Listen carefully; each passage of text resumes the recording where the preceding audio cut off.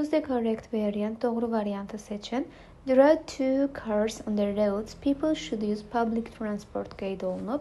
Biz hər iki hissədə isimlərin qarşısında düzgün göstərici təyin etməliyik və birinci hissədə to-dan sonra da istifadə oluna biləcək göstərici olmalıdır.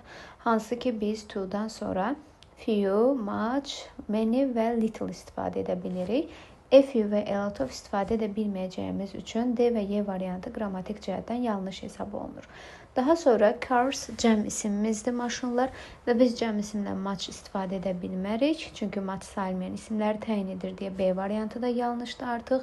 Və A və C variantı arasında düşünməliyik. Təbii ki, to-dan sonra qeyd etdiyimiz kimi many və few sayılan isimlərin qarşısında istifadə oluna bilir.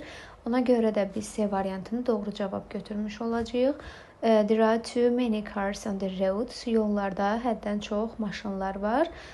More people should use public transport. Əksər insanlar ictimai nəqliyyatdan istifadə etməlidir.